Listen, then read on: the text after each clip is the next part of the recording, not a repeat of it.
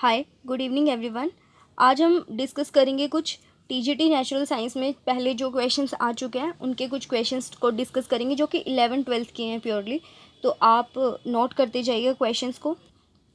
ये हमारी class number 3 है जिसमें हम क्वेश्चंस को डिस्कस कर रहे हैं। इससे पहले हमने सारे प्रीवियस पेपर और 2-3 बहुत सारे क्वेश्चन डिस्कस किए, आप वो भी नोट कीजिएगा क्योंकि ये सारे ही क्वेश्चन पेपर में आते रहते हैं। ऑलराइट, तो हम कुछ क्वेश्चंस आज डिस्कस कर रहे हैं और धीरे धीरे फिर सारे क्वेश्चन डिस्कस करेंगे जो कि आ सकते हैं वेरियस एग्जाम्स के क्वेश्चंस को। तो देखते हैं क्वेश्चन नंबर, हम बॉटम टू टॉप चलेंगे। तो पहले क्वेश्चन नंबर 16 से शुरू करेंगे। ये मैंने आपसे पहले भी प्रीवियस पेपर में डिस्कस किया हुआ है। तो ये जो आपका क्वेश्चन है इसमें आपको टोटल करंट निकालना है इस सर्किट के अंदर। तो देखिए, सबसे पहले तो आप इन दोनों को देखिए, ये दोनों कैसे हैं, पैरेलल कॉम्बिनेशन है। पैरेलल में हमारे पास ये वाला फॉर्मूला होता है, दो रेजिस्टेंस का सम इस तरीके से, पर लेकिन इसको ऐसे भी तो लिख सकते हैं, MP याद रखना, मल्टीप्लाई एंड प्लस। तो ऊपर मल्टीप्लाई और नीचे प्लस, तो ये वाला फॉर्मूला डायरेक्ट लगाया करेंगे हम। और एक बार और ध्यान रखिएगा, जब भी दो रेजिस्टेंस आपस में पैरेलल में हों, ठीक है, ये 10 है, मान लो ये 10 है और कोई पूछे इनका रेजिस्टेंस क्या है, जब भी सेम होता है तो ओवरऑल रेजिस्टेंस इसका हाफ आता है, यानी 10 का हाफ 5 आता है। मान लो ऊपर वाले का रेजिस्टेंस 5 है, नीचे वाले का भी 5 है और ये पैरेलल में है, तो इनका रेजिस्टेंस कितना आएगा कैलकुलेट करने की जरूरत नहीं है, 2.5 आएगा। तो इसको यहाँ यूज़ करेंगे। ये देखिए, ये दोनों पैरेलल कॉम्बिनेशन में है, तो यहाँ पे जो इसका रिजल्टेंट आएगा, पहले इन दोनों का रिजल्टेंट निकाल लेते हैं। तो वो क्या आएगा, 2 × 6 एंड 2 + 6 = 8। ये 4 पे जा रहा है तो ये 2 से कट करेंगे तो 1.5 ओम आ गया है। तो इस पूरे का मिला के 1.5 आ गया है। और ये 1.5 इस 1.5 के साथ कैसे है, सीरीज़ में है। तो 1.5 एंड 1.5 कितना हो जाएगा, 3। तो हमारे पास यहाँ तक का रेजिस्टेंस 3 आ गया है। ये 3 और ये 3 आपस में फिर से पैरेलल में है, तो निकालने की ज़रूरत नहीं है। जब भी सेम रेजिस्टेंस पैरेलल में हो तो इसका रेजिस्टेंस 1.5 ही आएगा, राइट। तो आप V = IR ओम्स लॉ लगाइए। यहाँ पे आपको I कैलकुलेट करना है और आपका जो रेजिस्टेंस था वो 1.5 आया है, तो यहाँ से आप I निकाल सकते हैं। तो वो कितना आएगा आपके पास, 4 एम्पियर। तो आपका आंसर क्या हो जाएगा, 4 एम्पियर, राइट। तो मैंने इसको टिक कर दिया है। नेक्स्ट, ये क्वेश्चन भी मैंने डिस्कस किया हुआ है, सेम क्वेश्चन, पर ये DSSB में नहीं है, पर इस तरह का क्वेश्चन सेम DSSB में आया हुआ है, तो ये फॉर्मूला करने ज़रूरी है, ठीक है। जैसे 3-4 मैं अलग से एक वो बनाऊंगी वीडियो जिसमें हम इस तरह के क्वेश्चंस को ही डिस्कस करेंगे, सारे इस तरह के question. A thin glass prism of refractive index, इसमें क्या कहा है कि एक आपके पास प्रिज्म है और इसका जो रिफ्रैक्टिव इंडेक्स है 1.5 है। वैसे आपको ध्यान रखना है 3/2 1.5 सेम। उसके बाद आपको इसमें बोला है कि ये जो डेविएशन करता है ना, तो ये इसकी डेविएशन आपको कितनी दे रखी है, 4 डिग्री। इसका एंगल नहीं दे रखा, जितने एंगल पे ये है, मतलब इन दोनों साइड्स के बीच का ये नहीं दिया हुआ है। और बोला है कि इसको हमने पानी में डुबा दिया है। अब ये कितना डेविएट करेगा, अगर सेम लाइट हम इस पे डालें पानी में डुबोने के बाद, तो ये कितना लाइट को डेविएट करेगा जिस भी डायरेक्शन में जा रही है। अब हम इसको सॉल्व करते हैं। देखिए, बहुत सिंपल है। सबसे पहले आपके पास जो प्रिज्म है, डेविएशन का एक फॉर्मूला होता है छोटा सा, रिफ्रैक्टिव इंडेक्स -1 इंटू में उसका एंगल ऑफ प्रिज्म, यानी ये वाला एंगल। तो डेविएशन आपको 4 दे रखा है, रिफ्रैक्टिंग गैस 1.5 दे रखा है। 1.5 में से आप 1 को माइनस करेंगे तो कितना आएगा, 0.5। तो यहाँ से A निकाल लीजिए, 4/0.5। तो आप यहाँ देख सकते हैं कि A की वैल्यू कितनी आ गई है, 8। तो इसका जो एंगल है वो 8 डिग्री है। पानी में डुबा दो, एंगल तो उतना ही रहेगा। अब इसके बाद इन्होंने इसको पानी में डुबाया है। अब लाइट फॉल कराई है, इस पर इंसिडेंट करवाई है और पूछा है कि डेविएशन अब बताइए। तो फिर से डेविएशन का फॉर्मूला लगा दीजिए, रिफ्रैक्टिव इंडेक्स -1 इंटू में A इस बार 8 रख देंगे। पर एक प्रॉब्लम क्या है कि रिफ्रैक्टिव इंडेक्स पहले ड्यू टू एयर था, इसका रिफ्रैक्टिव इंडेक्स पहले क्या था, refractive index with respect of glass with respect to air कितना था, 1.5। अब हमें चाहिए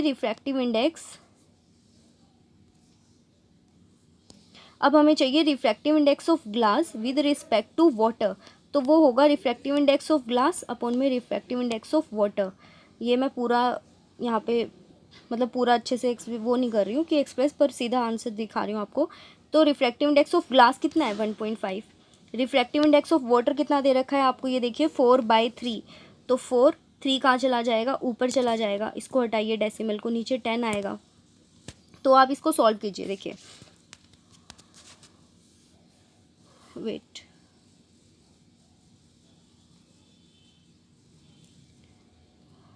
हमें अपोन में चाहिए, ये ऐसे नहीं करेंगे, अपोन में 3 है तो 1.5 अपोन में 3, तो 4 अपोन में 3 है, जो 3 कहाँ चला जाएगा, ऊपर। ओके, ये 45/40 आ गया है।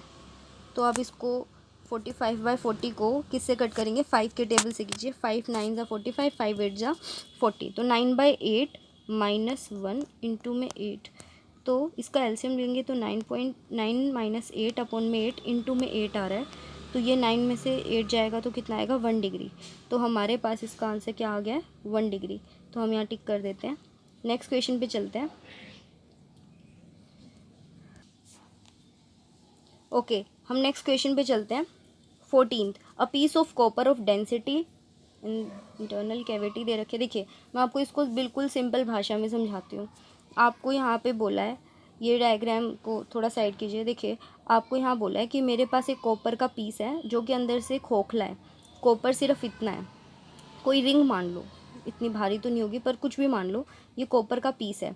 आपको इसका वज़न हवा में कितना दे रखा है, 264, और इसको जब पानी में डुबो दिया तो ये हल्का महसूस हुआ, इसका वज़न 221 महसूस हुआ।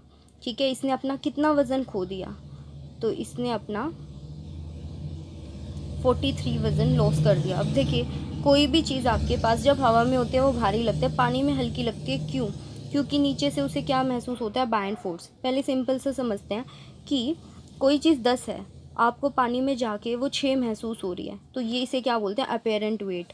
4 इसने अपना वज़न खो दिया क्योंकि 4 इससे क्या लगा, फोर्स। तो यानी अपेरेंट वेट किसके इक्वल होता है, उसका असली मास जो भी वेट है माइनस बाइंड फोर्स। और बाइंड फोर्स आर्किमिडीज प्रिंसिपल के अकॉर्डिंग बाइंड फोर्स किसके इक्वल होता है, जितना उसने पानी डिस्प्लेस किया, जितना इसने पानी डिस्प्लेस किया इसका जो वेट है वही आपका क्या होता है, बाइंड फोर्स। तो वाटर डिस्प्लेस, और अगर पानी की बात हो रही है तो मैं इसको वाटर डिस्प्लेस बोलूँ या वॉल्यूम, एक ही बात है। इसको वाटर और पानी का मास और वॉल्यूम सेम होता है क्योंकि डेंसिटी 1। तो जितना इसका वॉल्यूम है, भाई देखिए अभी वो चीज़ कितनी महसूस हो रही है, 221, उसका रियल वेट कितना है, 264, उसने अपना कितना वज़न खो दिया, 43। तो ये जो 43 पानी का वज़न है, तो जितना वॉल्यूम इस पानी का है लॉस हुआ है वही किसके बराबर होता है, इस मटेरियल के वॉल्यूम के। एक तो ये पॉइंट ध्यान रखना। तो आप मुझे सोच समझ के ये बताइए कि जो वॉल्यूम ऑफ ये पूरा मटेरियल था, कॉपर और उसकी जो कैविटी सब कुछ मिला के, तो वॉल्यूम ऑफ मटेरियल आपके पास कितना आ गया होगा, 43, क्योंकि कितना पानी डिस्प्लेस हुआ, 43, और यही वॉल्यूम के इक्वल है, और यही वॉल्यूम इसके वॉल्यूम के इक्वल है। तो वॉल्यूम ऑफ होल मटेरियल आपके पास 43 आ गया, इसको ध्यान रखिए। उसके बाद आपको बोला है, आपको कॉपर की, अकेले कॉपर की डेंसिटी इतनी दी है, कॉपर का जो वज़न है भाई उसमें कैविटी भी है, कैविटी तो कैविटी का वज़न थोड़ी होगा, तो इसका जो मास है वो आपको एयर में 264, तो इसका वॉल्यूम भी निकाल लो, तो वो वॉल्यूम किसका होगा, इस कॉपर का ही तो वॉल्यूम होगा। तो वॉल्यूम कैसे निकालते हैं, density equals to mass by volume, then volume equals to mass by density. तो इसको आप 8.8 से क्या कर दो, डिवाइड, इसको कट कीजिए 8 की टेबल से,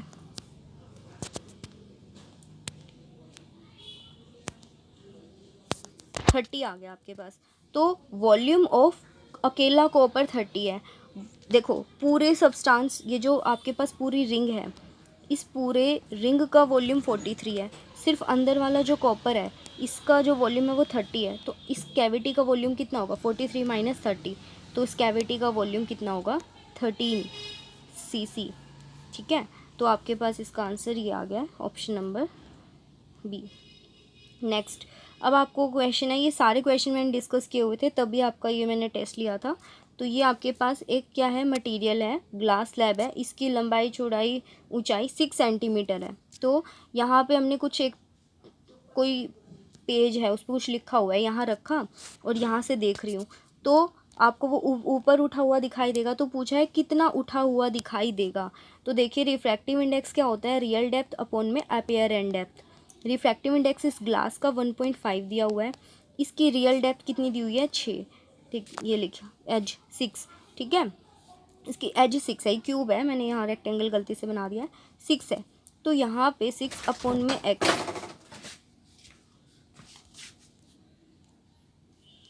तो यहाँ से x की वैल्यू आ गई आपके पास 4। तो यानी आपको वो ऑब्जेक्ट यहाँ दिखाई देगा 4 सेंटीमीटर, यहाँ पे दिखाई देगा वो चीज़, पर आपको पूछा ये उठा कितना, ये ऊंचाई 4 है, ये पूरा 6 है, तो उठा कितना 2, तो इसका आंसर क्या होगा आपके पास ऑप्शन नंबर 1। नेक्स्ट क्वेश्चन पे चलते हैं। A truck is running at 54 kilometre per hour. कोई ट्रक 54 किलोमीटर पर आवर की स्पीड से चल रहा है, ये किलोमीटर पर आवर है। आप इसको 5/18 से पहले तो मल्टीप्लाई करेंगे तो ये आपका क्या बन जाता है, मीटर पर सेकंड में, तो आप पहले इसको ये चेंज कर लीजिए।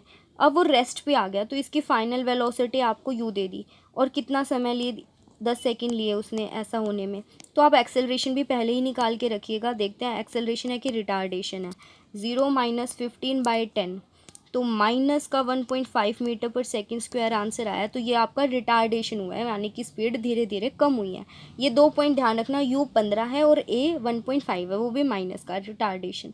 अब ये बोला है भाई, आप जानते हैं धीरे धीरे स्पीड कम हुई है उसकी, तो पहले उसने ज़्यादा दूरी तय की होगी, फिर कम और कम और कम और कम, तो ऐसा 9th सेकंड में आपसे पूछा है कि उसने कितनी दूरी तय की 9th सेकंड में, ठीक है, 9th सेकंड, यानी कि यहाँ 1 सेकंड में इतनी दूरी तय की, दूसरे सेकंड में मान लो उसने इतनी दूरी तय की, तीसरे सेकंड में इतनी, तो ऐसे ही 9th सेकंड में कितनी ये दूरी निकालनी है। तो इसका एक डायरेक्ट फॉर्मूला है आपका, डिस्प्लेसमेंट इज इक्वल्स टू क्या होता है, ut + ½ AT², आपको s बराबर ut + ½ AT² आप अच्छे से जानते हैं।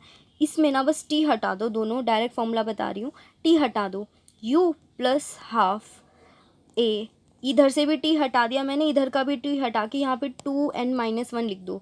ये डायरेक्ट फॉर्मूला है किसी भी सेकंड में निकालने के लिए, यानी इसी में मॉडिफिकेशन कर दी, यहाँ से t गायब कर दो, इधर से t की जगह ये लगा दो 2n - 1, नो डेरिवेशन।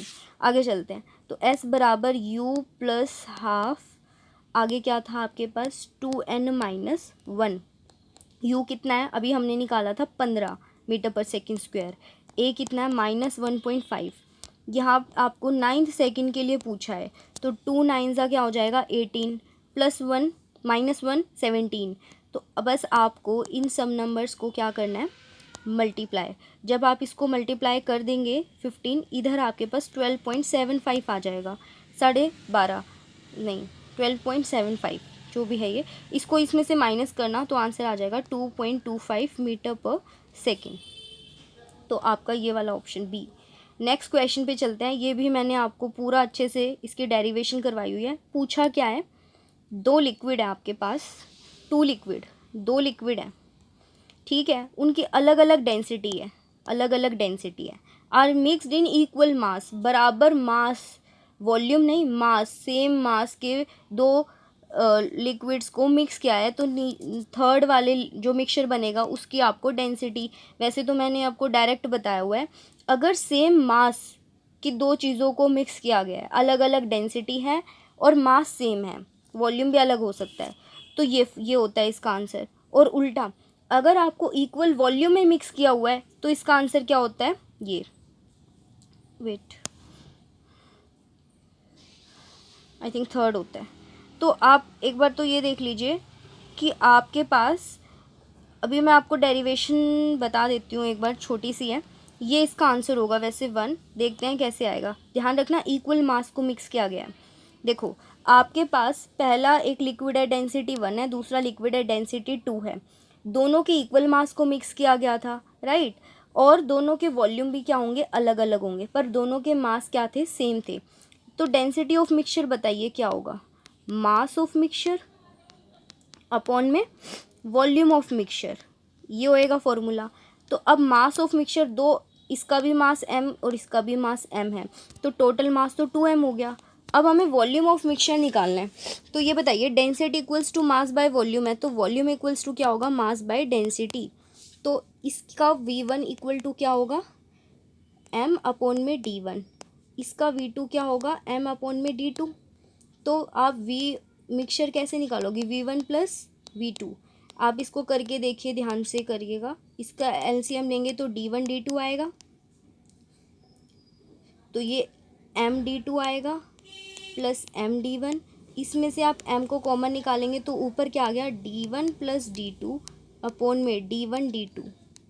अब इसको वहाँ पुट कीजिए वैल्यू को, तो मास नीचे है।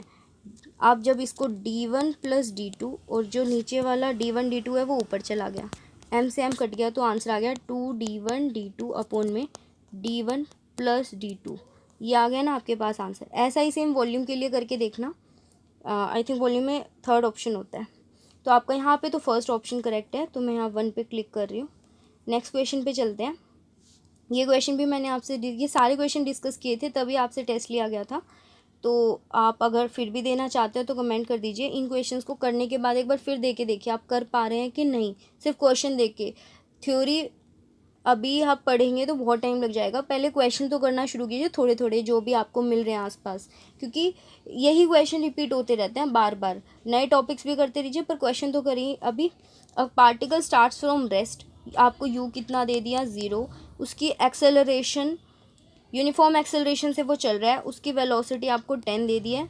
अब पूछा है find its velocity at mid point. इसमें ये बोला है कि एक बॉडी थी, वो 0 से मतलब उसकी पहले स्पीड थी ही नहीं, धीरे धीरे धीरे धीरे स्पीड बढ़ती गई और फाइनली स्पीड कितनी पहुंच गई, वेलोसिटी 10 पहुंच गई है। तो कहीं जब मतलब जर्नी के कहीं मिड पॉइंट पे कितनी वेलोसिटी रही होगी, ये क्वेश्चन है। तो जब भी आपको वेलोसिटी किसी जर्नी के मिड पॉइंट पे पूछे तो इसका एक डायरेक्ट फॉर्मूला है, जहाँ पे मैंने प्रीवियस पेपर डिस्कस किए थे, वहाँ पे मैंने इसकी पूरी डेरिवेशन समझाई थी एक एक स्टेप कि ये कैसे आता है फॉर्मूला, तो वहाँ से देख लीजिएगा। तो यू तो कट गया, तो 10 का स्क्वायर कितना होता है, 100/2 का अंडर रूट, दैट इज़ √500। √500 को आप कैसे लिखोगे, ऐसे लिख सकते हैं,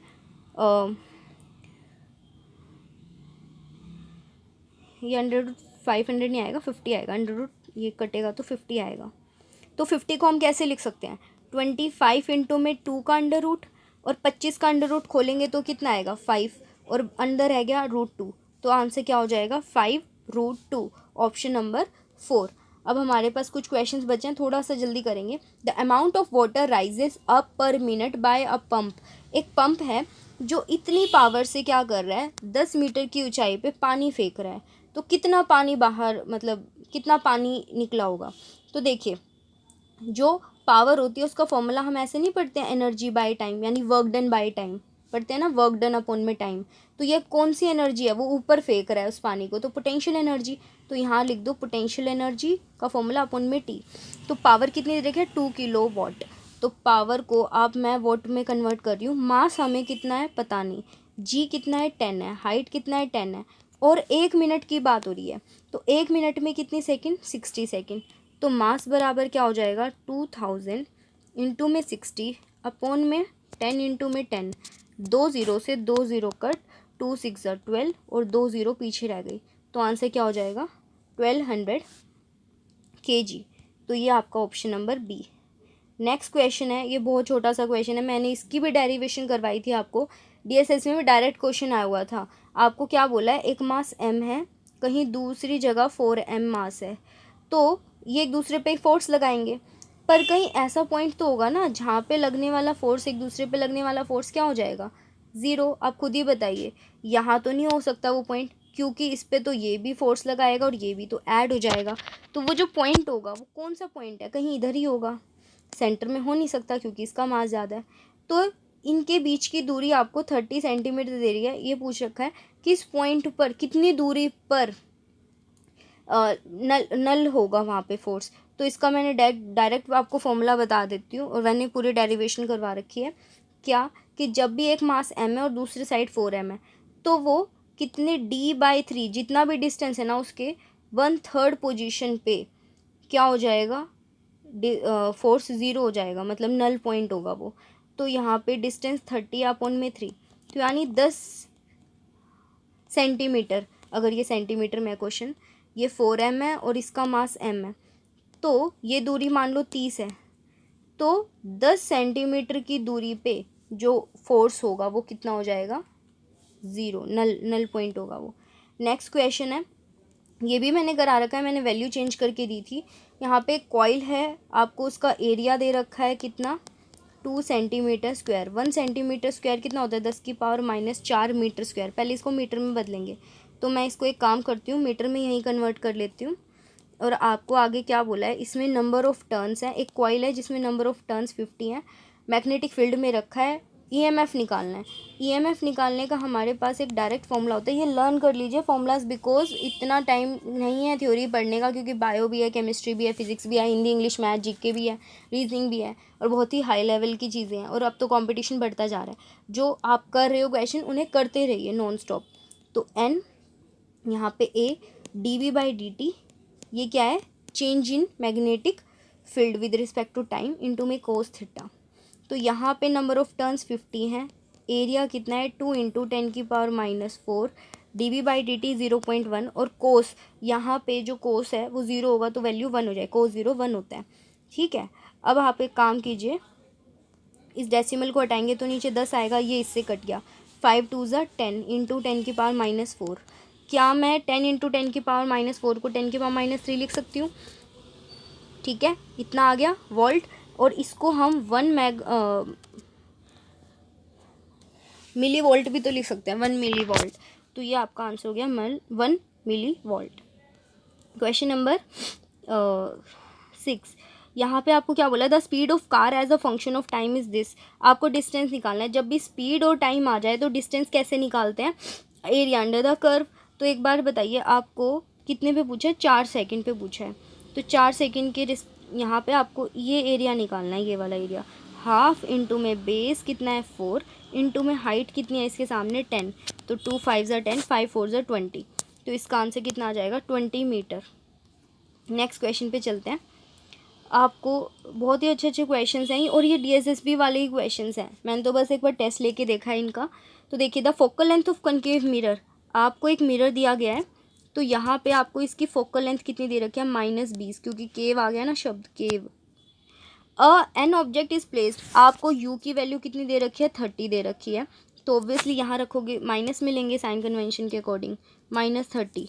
उसके बाद आपको पूछा इसकी इमेज कहाँ बनेगी। वैसे भी आप जानते हैं फोकल लेंथ अगर 20 है तो सेंटर ऑफ कर्वेचर 40 होगा, तो 40 फोकस और सेंटर ऑफ कर्वेचर के बीच में रखोगे तो ऑब्वियसली कर्वेचर के पीछे बनती है इमेज, है ना, पीछे बनेगी। तो यानी पक्का आंसर 40 से तो ऊपर पाएगा, तो 40 से ऊपर एक ही वैल्यू है, मतलब ऐसे भी कर सकते हैं, एक ही वैल्यू है 40 के ऊपर, तो पर पूरा करना है तो कीजिए। तो 1/f = क्या होता, अच्छा एक बात और, इसमें क्या पूछा है, v नहीं पूछा आपको, इमेज जहाँ इमेज बनी और जहाँ ऑब्जेक्ट है उसके बीच की दूरी पूछे, ये लाइन पढ़िए, हाँ v नहीं पूछा इसमें। तो आपको इतना तो समझ आ ही गया होगा कि पक्का ऑब्जेक्ट कहाँ मिलेगा आपको, जो इमेज है वो कर्वेचर के पीछे। तो आप इसको पूरा करना पड़ेगा हमें, ये फॉर्मूला होता है किसमें, मिरर्स में। तो 1/v कितना हो जाएगा, 1/f - 1/u। अब इतना थोड़ी ना हम एलसीएम वगैरह लेंगे, छोड़ो इसकी, हम ऐसा करते हैं सीधा MP फॉर्मूला लगाइए, मल्टीप्लाई नीचे प्लस, तो ऊपर दोनों फैक्टर्स का मल्टीप्लाई नीचे प्लस। एक चीज़ और, अभी यहाँ पे ना प्लस सिंबल नहीं है, माइनस है, तो मैंने क्या कर रखा है इसके लिए, देखिए ये फैक्टर आपका प्लस में है तो इसे माइनस में लिखो, और ये इधर वाला माइनस में है तो इसे प्लस में, तो ये आपका फॉर्मूला बन गया। तो अब v निकाल लीजिए, निकालिए, f कितना है आपके पास -30, u कितना है आपके पास, f है -20, u कितना है -30, अपॉन में फिर से u कितना है -30, -20 f है, तो नीचे कितना आ जाएगा कैलकुलेट करके, 10 आ जाएगा। कैसे आएगा 10, -30 और +20, -10, माइनस से माइनस, 0 से 0, 2 3 ज़ा 60, तो आपके पास v कितना आ गया -60 सेंटीमीटर। u की वैल्यू आपको कितनी दे रखी है मिरर से, ये कितनी दूरी पर है, 30 दूरी पे है। यहाँ पे आपका v बना, इमेज बनी कितनी दूरी पे, 60, तो ऑब्जेक्ट और इमेज के बीच की दूरी कितनी है, ये वाली 30, तो आंसर क्या आ जाएगा आपका 30। तो नेक्स्ट क्वेश्चन पे चलते हैं। ये क्वेश्चन भी बहुत अच्छा है, इसमें आपको क्या बोला है कि आपके पास 2 बल्ब है,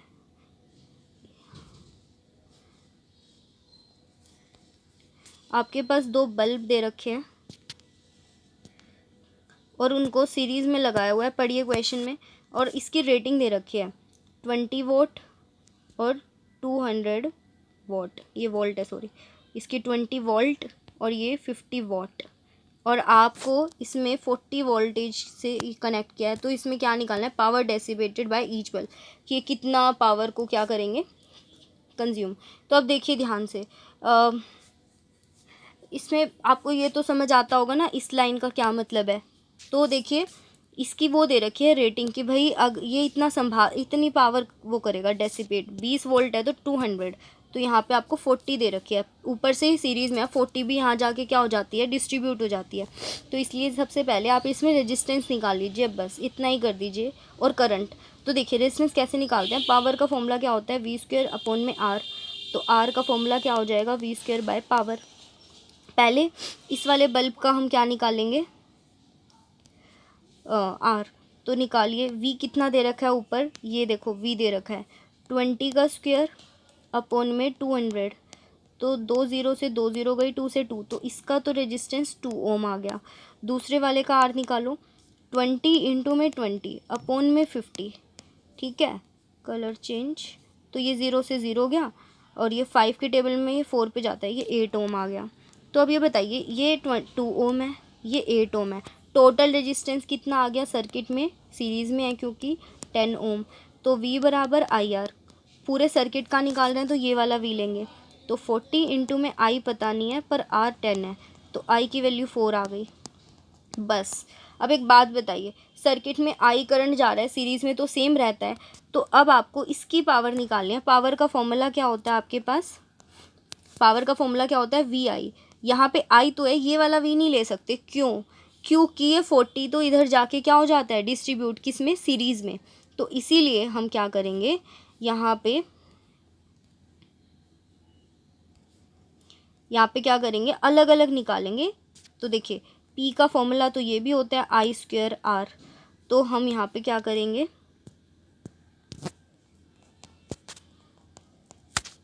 इसका रेजिस्टेंस 2 ओम आया था, इसका 8 ओम आया था, टोटल करंट 4A आया था।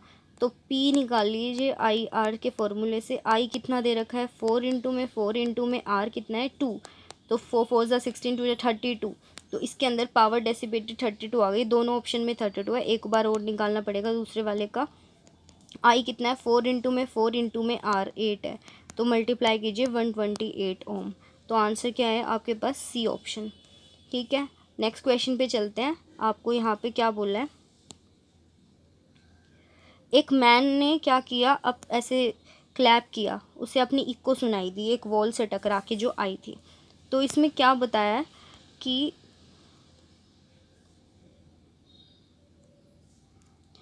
इसमें क्या बोला है कि ये दूरी तो दी नहीं है, ये टोटल दूरी तो दे नहीं रखी है, बस ये बोल दिया है a man claps his hand in front of wall and he hears an echo after 1.6 second में उसको अपने ताली की आवाज़ सुनाई देती है। ही वॉकड, अब वो 33 मीटर आगे चला गया, यहाँ पे खड़ा हो गया जाके,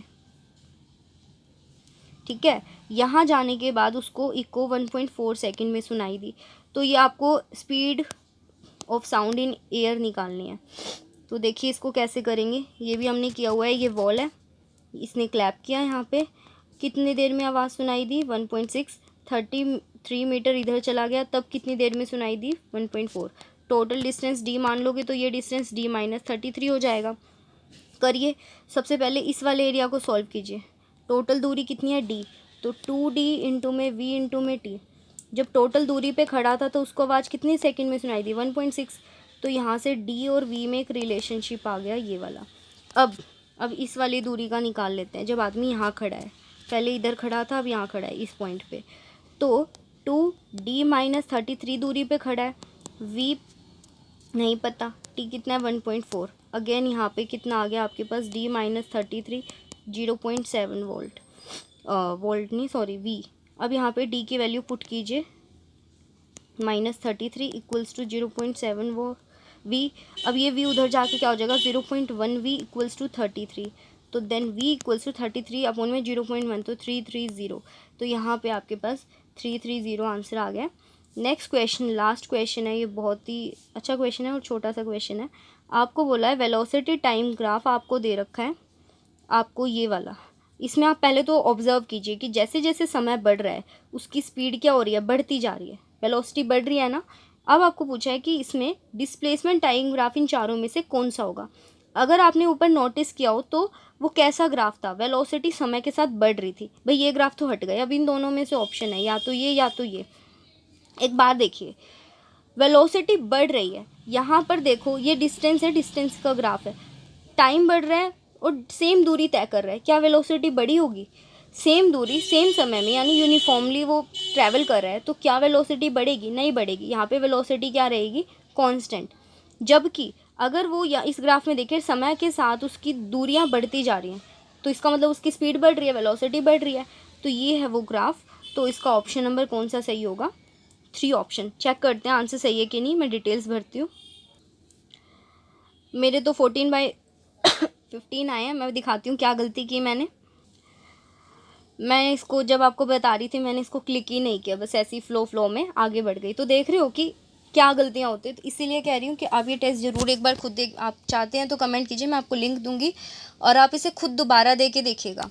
अब खुद देंगे तो मतलब कई बार हम गलतियाँ कर देते हैं, जैसे मैंने तो टिक किया ही नहीं इसको बताते हुए। तो यही खेल है बस कंपटीशन में।